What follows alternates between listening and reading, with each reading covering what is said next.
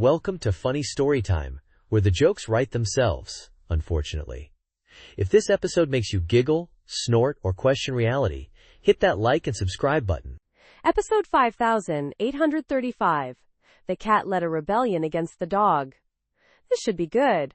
I've got my popcorn ready. Is yours buttered? Extra butter, extra salt, you know how I roll. Plus, I need the sodium to process the sheer audacity of a cat uprising. Audacity? My cat stages a coup every morning when I try to sleep in. It involves strategically placed paws on my eyelids. Brutal. That's amateur hour. I'm talking full-scale revolt. Think tiny, furry Che Guevaras with laser pointers as weapons, demanding extra kibble and belly rubs. Okay, now I'm picturing cats in little berets. Did they have a tiny, meowing propaganda machine? Little posters with slogans like, 4 legs good, 2 legs better. Obviously. And they probably hacked the dog's smart collar to play the Meow Mix jingle on repeat. Psychological warfare at its finest. Drove the poor canine mad. Oh, the indignity. Can you imagine? Fido, quivering in fear, surrounded by a fluffy, purring army, demanding all the salmon-flavored treats. This is exactly how civilizations fall. Not with a bang, but with a chorus of synchronized meows and the relentless tapping of tiny paws on a smartphone screen, ordering catnip online. They probably unionized, too. The Feline Federation of Furry Fighters, demanding paid per time and nap benefits. Negotiating for the right to knock things off shelves without repercussions. It's in the contract! Don't even think about stopping them. And dental? Because you know those tuna breath strikes can be brutal on the front lines. They need fresh breath for intimidation tactics. Essential. Part of the standard feline freedom fighter package, along with the miniature swords strapped to their tiny harnesses. For close quarters combat, obviously. This is getting out of hand. But where did the dogs go wrong? Were they too busy chasing their tails to notice the impending doom? They underestimated the enemy's fluffiness. Fatal error. Classic blunder. It's like bringing a tennis ball to a laser pointer fight. Less than person one greater than welcome to Funny Story Time, where the jokes write themselves, unfortunately. If this episode makes you giggle, snort, or question reality, hit that like and subscribe button. So, Cat Cafe. More like Raccoon Rumble, am I right? I mean, who knew perfectly fluffy in the ad meant claws, teeth, and a distinct lack of litter box training? I'm pretty sure I saw one wearing a tiny bandana. Like, was it the ringleader? Or did it just have exceptionally bad hygiene and needed a bib? Oh, that was definitely Big Tony. He runs the protection racket. You don't want to mess with Big Tony. He once stole a whole tiramisu from a toddler. A toddler! They weren't even serving cat food. It was just piles of garbage elegantly arranged on tiny plates. Gourmet trash, I guess? My date seemed to love it, though. Your date was also a raccoon, wasn't it? Don't lie. I saw you grooming each other earlier. That was just networking. Gotta make connections in this town, you know? Plus, free back scratch. Win-win. You're telling me. I lost a whole sleeve trying to get a decent cappuccino. Turns out, they prefer dumpster brew. Who knew? Honestly, I'm not even mad. It was the most exciting date I've had in months. Way better than that time I went to a pottery class and accidentally sculpted a demonic gnome. That demonic gnome still sends me Christmas cards, by the way. Creepy little dude. Anyway, back to the raccoons. Did they at least have tiny, cat-sized furniture? Lays. Like miniature couches? Oh, they had furniture all right. It was all upside down, covered in mud, and vaguely smelled of regret. Standard raccoon decor. Sounds about right. I bet the health inspector gave that place 5 out of 5 stars. For most likely to contract rabies. They actually had a sign that said, "Enter at your own risk. We are not responsible for stolen wallets, missing shoes, or existential dread." Full transparency, I appreciate it. Honestly, that's the most honest advertising I've ever seen. Maybe I'll check it out. I've been meaning to upgrade my trash cuisine palette anyway. Right, so, bring your pet to work day. Sounds harmless enough, right? Famous last words. Turns out Brenda from accounting brought her emotional support peacock. An emotional support peacock? That's not even a real thing, is it? I'm pretty sure emotional support animals are limited to dogs, cats, and maybe a miniature horse if you're feeling adventurous. Oh, it's real. Real loud, real flamboyant, and real messy. The bird, I mean, not Brenda. though she did scream when it perched on the copy machine. I bet the IT guy loved that. Toner and peacock feathers, a match made in corporate hell. Did it at least make copies with extra pizzazz? Like, with a feather watermark? Worse. It ate the reports. Important reports. And then proceeded to, shall we say, redecorate the conference room with the digested remains. It was an abstract art piece no one asked for. Okay, but was it performance art? Did Brenda charge admission? Because I'd pay a $5 to see a peacock poop on a spreadsheet, especially if it was Jeff from Marketing Spreadsheet. No, but she did try to claim it on expenses as performance-enhancing office decor. HR wasn't amused. Neither was the cleaning crew. They threatened to unionize if it happened again. I'd join that union. Local 420, we're not cleaning up after your exotic emotional support poultry. Has a nice ring to it, don't you think? Catchy. Anyway, the highlight was when the peacock saw its reflection in the glass elevator doors and started attacking itself. Feathers everywhere. It looked like a pillow fight in a wind tunnel. Did someone at least get a video? That's viral content gold right there. Imagine the memes. Me trying to hold it together during my Monday morning meeting, peacocks screeching in the background. Oh, there's video. Multiple videos. The internet had a field day. The peacock even has its own Instagram now. @pfowl_CFO. I'm following it. This is better than any soap opera. I can't wait for Bring Your Pet to Work Day next year. What's Brenda bringing? A llama? A kangaroo? Knowing Brenda, it'll be a honey badger. With anger management issues. Oh, this is going to be good. Someone get the popcorn. And maybe a hazmat suit. Welcome to Funny Story Time, where the jokes write themselves, unfortunately. If this episode makes you giggle, snort, or question reality, hit that like and subscribe button. So no one knows who started the fire, but the marshmallows are perfectly toasted? Sounds like my kind of party. Free marshmallows? Mysterious arson? Count me in. Right? Like what level of chaotic good are we talking here? Did someone accidentally set a bush on fire while trying to roast a hot dog? Or was it a planned marshmallow inferno? I'm picturing a squirrel with a magnifying glass and a vendetta against nature, just meticulously setting twigs ablaze while humming The Ride of the Valkyries. Oh, definitely a squirrel. Studies show 87% of unexplained fires are squirrel-related. The other 13%? Spontaneous combustion of bad puns. Makes sense. My Uncle Jerry told a knock-knock joke so bad once, a nearby birdhouse just burst into flames. Tragic, really. The birdhouse, I mean. Not the joke. Tragic loss. So back to the marshmallows. Are we assuming they're just floating there, perfectly browned, in the aftermath? Like some kind of delicious toasted debris?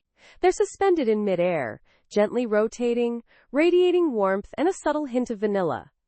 It's a marshmallow mirage. I bet there's a graham cracker and chocolate bar just waiting to complete the experience. It's like a post-apocalyptic summer buffet. You know what this means, right?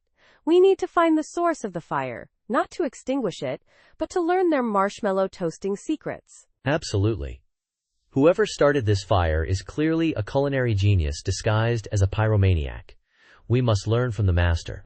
We should write a cookbook. S'mores from the Ashes, a guide to fire-based confectionery. I call dibs on the chapter about squirrel interrogation techniques. And I'll write the foreword. A cautionary tale of delicious destruction. How I lost my eyebrows but gained enlightenment. This is going to be a bestseller. Less than person one greater than welcome to Funny Story Time, where the jokes write themselves. Unfortunately, if this episode makes you giggle, snort, or question reality, hit that like and subscribe button. So the yoga instructor, Brenda, right, mid-downward dog, she just cracks. Starts muttering about the futility of existence and the tyranny of Lululemon. I heard it was during Warrior 2. Apparently, she screamed, "This pose is a lie! We are all just fleshy bags of bones hurtling towards oblivion!" Then burst into tears. Fleshy bags of bones and overpriced activewear, let's be real. I mean, I get it. Existential dread hits hard, especially when you're trying to touch your toes. The best part? Everyone just held their poses.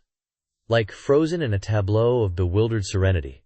Someone even whispered, "Is this part of the new mindfulness practice?" Oh, absolutely. Trauma-induced stillness. It's all the rage in LA right now. Supposedly Gwyneth Paltrow swears by it. Brenda then started confessing her deep-seated fear of squirrels. Said they were plotting world domination. The class just got weirder from there. Squirrels, Brenda? Really? Not pigeons? They're the real menace. Government drones, I tell you, disguised as feathered poop machines. I heard she started freestyle rapping about the karmic implications of misaligned chakras.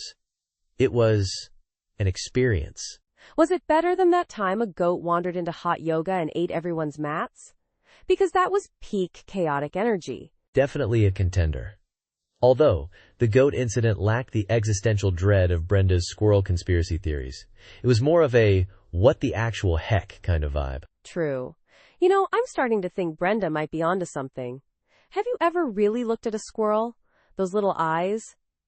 They hold secrets. I'm never going to look at a yoga class or a squirrel the same way again. Less than person one greater than. Welcome to Funny Storytime, where the jokes write themselves, unfortunately. If this episode makes you giggle, snort, or question reality, hit that like and subscribe button. So, ghosted, right? But this time, it was epic. My phone, bless its silicone heart, literally popped up a notification. You okay, fam? My phone just judges my battery life. Yours is offering emotional support? I need an upgrade. Mine just tells me I have 10% left and then dies dramatically. Right? And then it vibrated with a phantom call, like even my phone was trying to fill the void. The ghost of missed connections, you know? Did you answer? Maybe it was the ghost of the person who ghosted you, ready to apologize. Or haunt you with more silence. I did. It was just the automated voice telling me my car warranty was expiring. Like, universe, I'm dealing with bigger existential dreads here. My phone once ghosted me. Fell in the toilet. Never recovered. The ultimate ghosting move, really. Talk about a cold shoulder. I started getting dating advice from my smart fridge. It suggested I chill out and offered me a selection of frozen desserts. Surprisingly helpful. Maybe our appliances are evolving. Soon, they'll be ghosting each other. My toaster will leave my blender on read. It'll be chaos.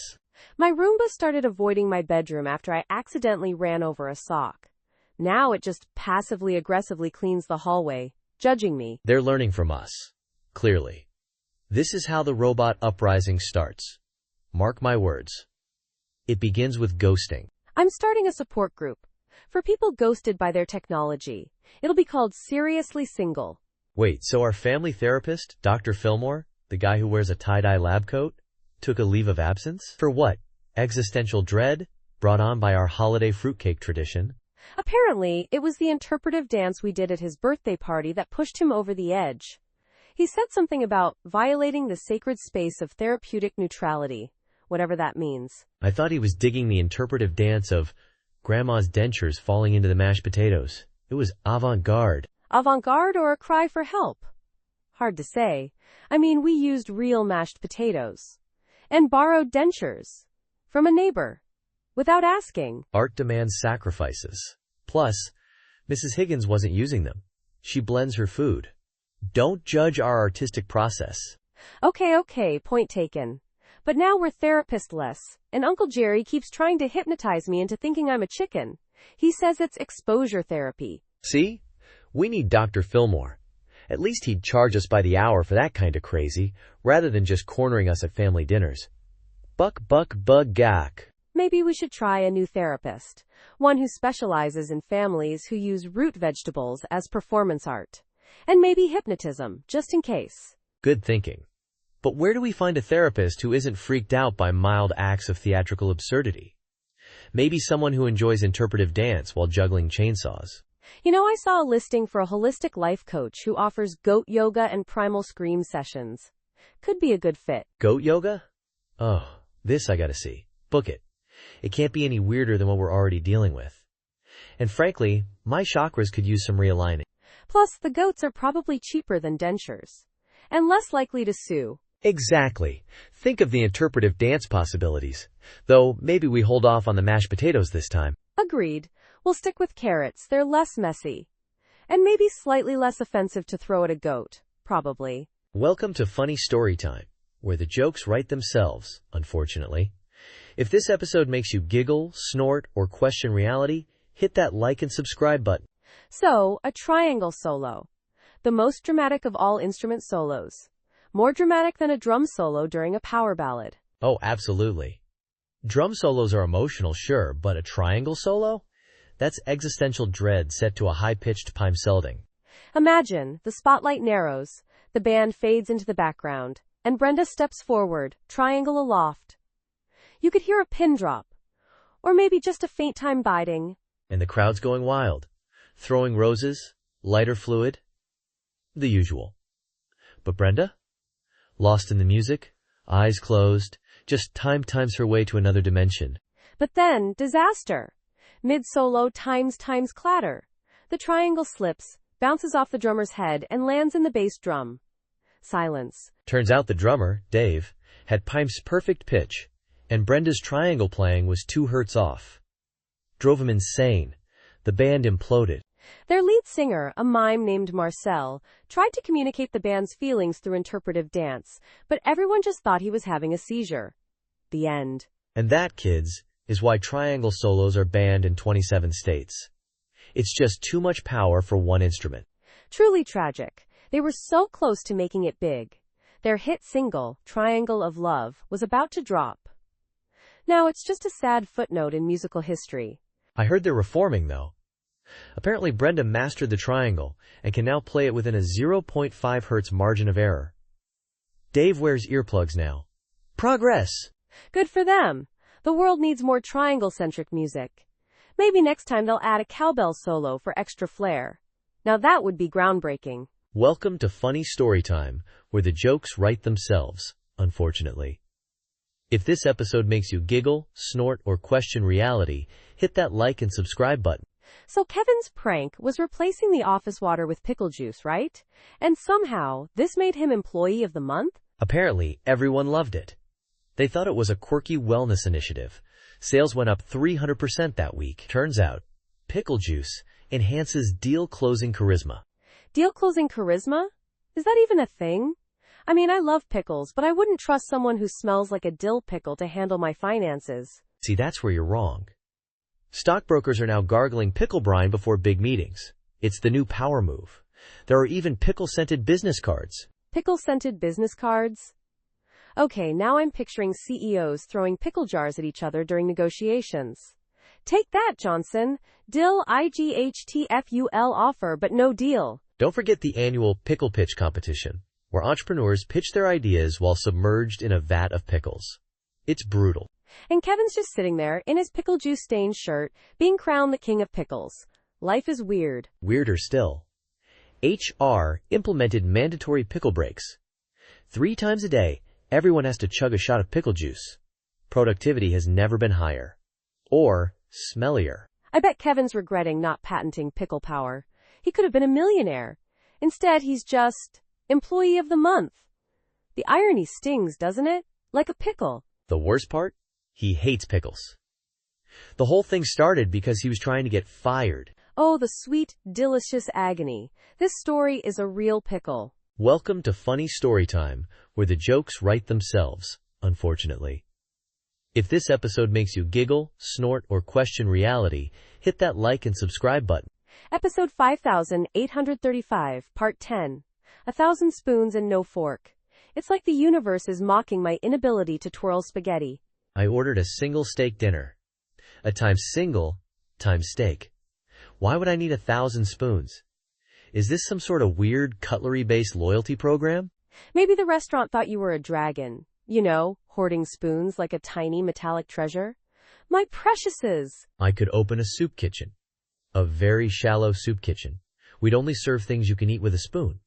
Like pudding. Lots of pudding. Or you could start a spoon-based percussion band. Imagine the rhythmic possibilities. Spoon Man would be our biggest hit. Forget Spoon Man. We're going full avant-garde.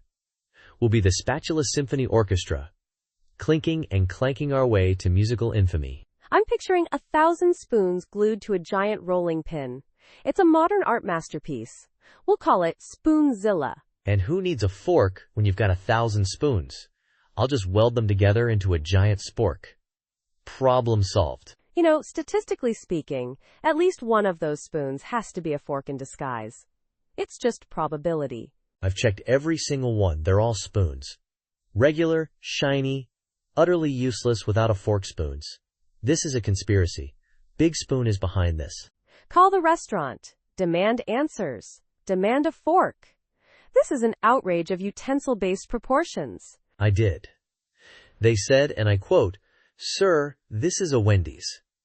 I'm so confused. Less than person one greater than welcome to Funny Storytime, where the jokes write themselves, unfortunately. If this episode makes you giggle, snort, or question reality, hit that like and subscribe button. Part 11 of 10? That's some advanced stare math right there. Maybe they're the ones writing this script. Sneaky stares. Exactly. They're always up to something. Did you see that documentary, Stairways to Suspicion? Chilling. Apparently, 97% of accidents happen near stairs. Coincidence? I think not. My great-aunt Mildred tripped on a stair once. Said it winked at her. Never trusted one since. She now exclusively uses ladders horizontally. Safer, she says. Ladders are just reformed stairs. Longer, leaner, but just as treacherous. I once saw a ladder propped up against a cloud. Like, what was it even trying to achieve? Cloud ladders. For angels moonlighting as window washers. Obvious. Though I did once catch a squirrel using a tiny spiral staircase made of twigs. Don't even get me started on those. Oh, spiral staircases are the worst. So much spin. They disorient you, then BAM! You're on the wrong floor, surrounded by bewildered hamsters in tiny hats. Hamsters and hats using tiny elevators. They're evolving. Next, it'll be hamster hot air balloons. Then we're doomed. It's all part of the stairs master plan. World domination, one step at a time. We need to expose them. We need Stare Anonymous. Stare Anonymous. Where we can finally admit our deepest fear. That the second step is always judging us. And that the last step is secretly a trampoline. And that escalators are just stairs on a sugar rush, desperately trying to escape their static destiny. But we'll catch them, one handrail at a time. We'll expose their slippery schemes, their creaky conspiracies, their banister-based brainwashing techniques. The truth will be stepped on no more. Welcome to Funny Storytime, where the jokes write themselves, unfortunately. If this episode makes you giggle, snort, or question reality, hit that like and subscribe button. Part 12 of 10? That's some advanced math right there. Reminds me of our group chat's legal team. They bill us by the negative word. Negative words?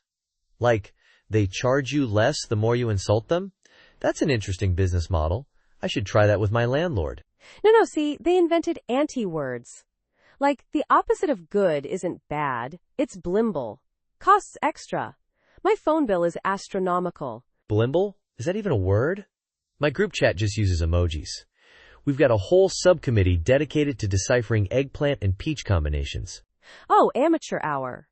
Ours has a parliamentary procedure for emoji use. Requires 3 readings, a filibuster by the Cat GIF Caucus, and final approval by the Supreme Court of Emojis. It's intense. Supreme Court of Emojis? Do they wear little black robes and tiny gavels? I need this in my life.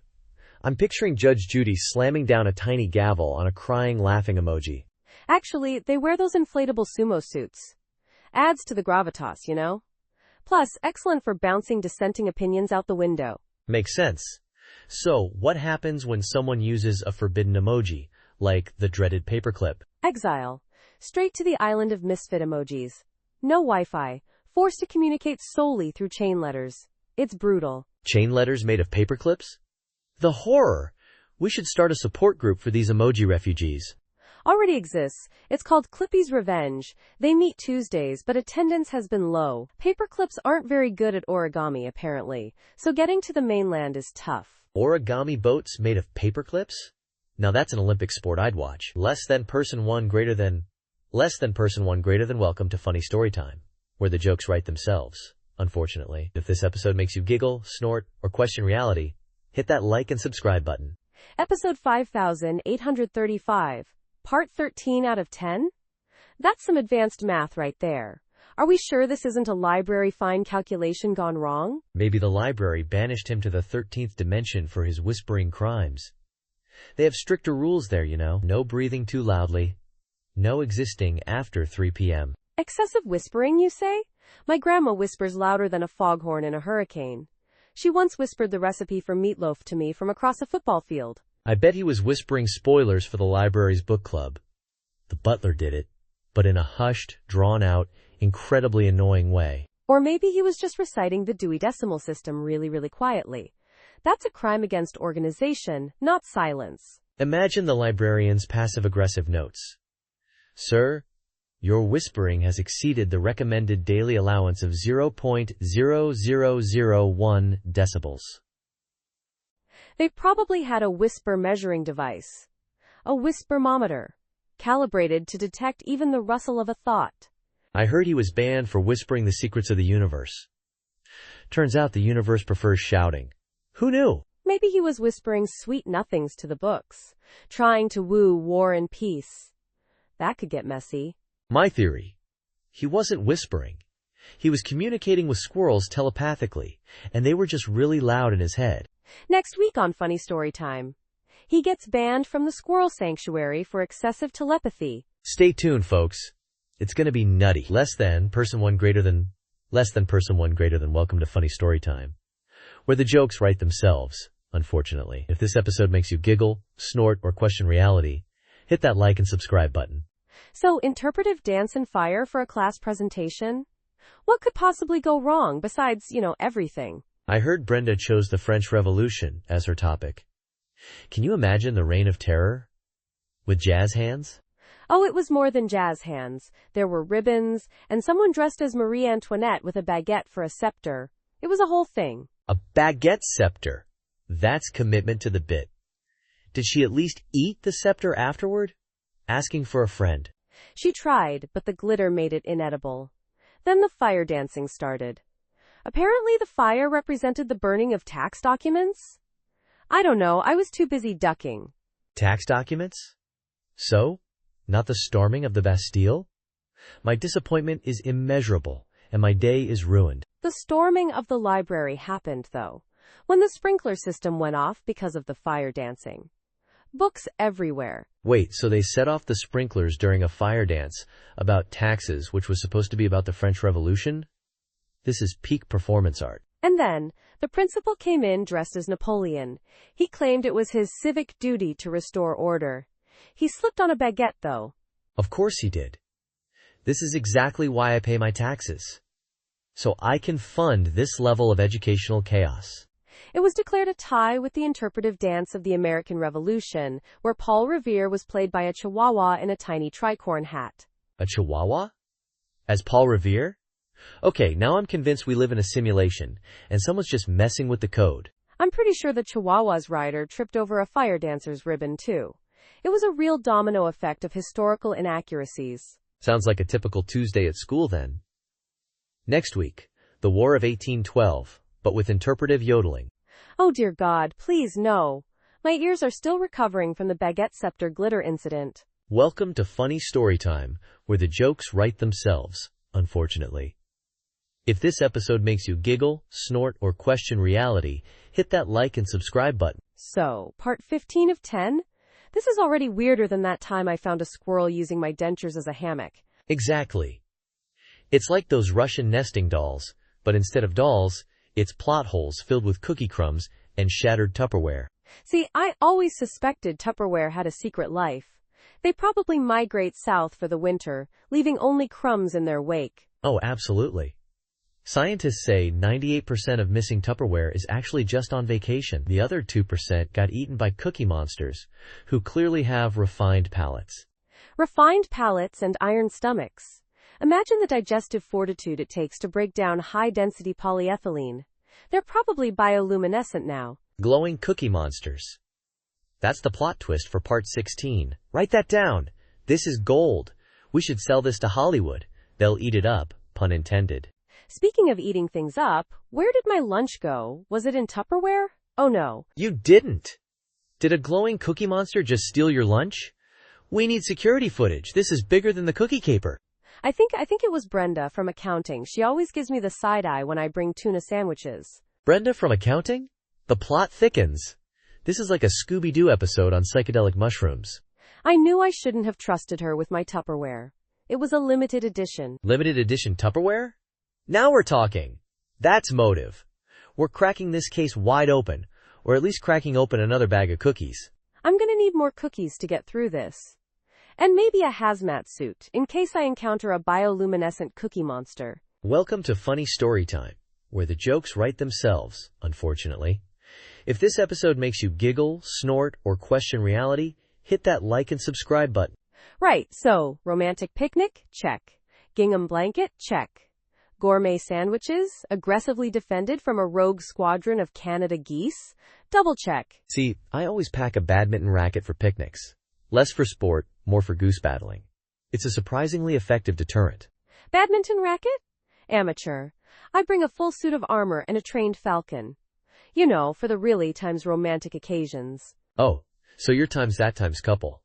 The ones who cause traffic jams because your falcon decides to perch on a passing minivan? Hey, Gladys loves to socialize. Besides, the minivan driver said it added character to his commute. He even tipped her a fish. Okay, back to the geese. Were they honking demands? Stealing sandwiches? Did they attempt a hostile takeover of the picnic basket? All of the above. Plus, one of them tried to steal my date's wig. Turns out, he has a thing for synthetic fibers. A wig-loving goose? That's a new one. Although, I did once see a squirrel try to elope with a croissant. True story. And then, as if the geese weren't enough, a frisbee, seemingly possessed by a demonic spirit, decapitated the baguette. A decapitated baguette? The horror! Did you at least hold a proper French funeral for it? With tiny berets and mournful accordion music? We considered it. But then Gladys snatched the remaining half and flew off. Apparently, she also has a gluten intolerance. It's a complicated life for a falcon. You know, I'm starting to think a quiet night in with microwave popcorn is the peak of romance. Don't even get me started on the time a swarm of butterflies stole my microwave popcorn. They were attracted to the buttery scent, apparently. Okay, you win. You officially have the worst picnic luck in the history of picnics. I'm awarding you a lifetime supply of indoor seating. I'll take it. As long as it's butterfly-proof. Welcome to Funny Story Time, where the jokes write themselves, unfortunately.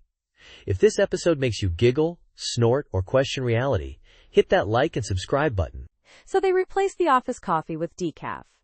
Management called it Operation Jitters. I called it Tuesday. I heard Brenda from accounting tried to climb the water cooler. Said she needed a higher perspective. Decaf does things to people, man. Oh, that's nothing. Gary from marketing started speaking exclusively in limericks. The rhyming was impeccable, the content less so. Wait, Gary? The one who wears mismatched socks, ironically? I bet those limericks were about the existential dread of laundry day. Close. Mostly about the plight of the office hamster, Mr. Nibbles. Turns out, Mr. Nibbles has strong opinions on the new fiscal year. See, this is why we need caffeine. To suppress the inner philosopher in all of us, especially hamsters. It's for the good of society. Absolutely. By Friday, half the office was convinced the copier was a portal to another dimension. They were offering it paperclips as tribute. Did it work? Did they get to the other dimension? Was it just filled with more paperclips? These are the questions that keep me up at night. No idea. Security escorted them out before they could fully activate the portal. They claimed the copier jams were getting out of hand. Lies. Management underestimated the power of caffeine withdrawal. They thought they'd get some funny TikTok videos. They unleashed a primal chaos. They learned a valuable lesson that week. Never mess with an office worker's coffee. Especially if they're already convinced the copier is sentient. Next week, they're replacing the water cooler with Red Bull. Stay tuned for Operation Wings. Less than person one greater than welcome to Funny Story Time, where the jokes write themselves.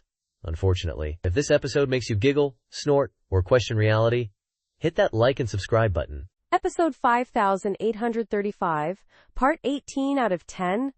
That's some advanced math right there. Are we sure this isn't a glitch in the Matrix? It's part of the charm. Like those infomercials that offer you 5 easy payments of $19.99, but the product costs $25. It's marketing, baby. So this staring contest, was it like official? Did they have tiny boxing gloves for the squirrel? A little bell? It was more of an existential standoff. Man versus nature. Except nature was packing some serious nut-based judgment in its beady little eyes. I bet the squirrel was trash-talking. Like, oh yeah? You think you're tough with your opposable thumbs? Try cracking this walnut open, bub. Oh, absolutely.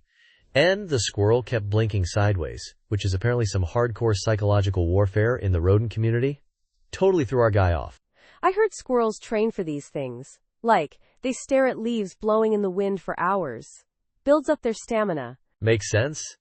I mean, have you ever tried staring at a leaf for more than 5 seconds? It's intense. They're basically nature's fidget spinners. So what happened after our guy lost? Did the squirrel demand tribute? Like a small pile of acorns or a slightly chewed up pine cone? Worse. The squirrel claimed his soul. Now he just wanders the park, burying nuts and twitching his nose. It's a cautionary tale, really. Don't make eye contact with squirrels. Noted. Also, don't trust infomercials. Double noted. Welcome to Funny Story Time, where the jokes write themselves, unfortunately. If this episode makes you giggle, snort, or question reality, hit that like and subscribe button. So town hall meeting, right? Should be about potholes and noise complaints. Instead, it's a full-blown dance-off. Who brings glitter cannons to a town hall meeting? Apparently, Mildred McMillan. 87 years young and popping and locking like a malfunctioning robot. I swear she defied gravity for a solid 30 seconds. I saw Mayor Thompson try to breakdance. It was less breakdancing and more like a turtle struggling to flip itself over. Bless his heart. The best part? The town's most pressing issue, the rogue peacock terrorizing Mrs. Higgins' petunias, was resolved mid-pirouette. Peacock got distracted. Mrs. Higgins reclaimed her garden. Wait, the peacock was times the dance battle? Was he wearing a tiny sequined vest? I bet he had better rhythm than Mayor Thompson. No vest, but he did have some impressive tail feather action going on. Scored a solid 7.8 from the disgruntled dog walker judging panel. Disgruntled dog walkers? Were there prizes? Was it a cash prize or, like, a year's supply of dog poop bags? Year's supply of premium kibble. The peacock won, by the way. Now he struts around town like he owns the place, which, let's be honest, he kinda does. Of course he does. He's the reigning dance champion of the town. Mayor Thompson probably presented him with the key to the city mid-tango. Pretty much. And now they're planning a town-wide flash mob to YMCA. I'm not sure if I should be terrified or buy some neon leg warmers. Oh, definitely leg warmers. And maybe a sparkly headband. We have to support our feathered overlords after all. Welcome to Funny Story Time, where the jokes write themselves, unfortunately. If this episode makes you giggle, snort, or question reality, hit that like and subscribe button. So my therapist, right, started bawling during our session. Turns out it was my dream journal. Apparently, I fight crime in my sleep as a sentient cactus named Prickles. A sentient, crime-fighting cactus? That's oddly specific. Was he crying from laughter or fear? Because, honestly, both are valid reactions. Fear, pure fear. He kept muttering about the implications and the coming of the great poking. I think my sleep cactus might be a bit too much for him. Did you try explaining that Prickles only fights petty crime? Like, he stops squirrels from jaywalking and makes sure pigeons don't double park their nests? I tried, but then he started crying harder, saying something about how organized the squirrels are becoming. I'm starting to think I need a therapist for my therapist. You know, maybe Prickles offers group therapy sessions in the dream world. He could help your therapist process his fear of the great poking. It's a win-win. That's surprisingly brilliant. Although, knowing my dreams, the waiting room is probably filled with anxiety-ridden garden gnomes and a jazz band made of earthworms. Earthworm jazz band? Now I'm jealous. I only dream about spreadsheets and filing my taxes. Prickles sounds way more exciting. Tell me about it. Last night, he single-handedly stopped a rogue shopping cart from taking out a farmer's market. The produce section was saved, thanks to Prickles the Cactus Crusader. Maybe your therapist is just jealous. I mean, who wouldn't want to be a crime-fighting cactus in their dreams? It's the ultimate power fantasy. Next session, I'm bringing him a tiny sombrero for Prickles. Maybe that'll cheer him up. Or terrify him further. Honestly, it's a toss-up at this point. Please tell me you'll document his reaction in your dream journal. For science, of course. Oh, absolutely. And maybe I'll start writing a theme song for Prickles. Something catchy, like, he's prickly, he's punchy, he's protecting your produce. Thanks for surviving that ridiculous ride with us. Remember, laughter may not solve everything, but at least it gives your abs a workout. Until next time, keep questioning reality, preferably out loud and in public. Bye-bye.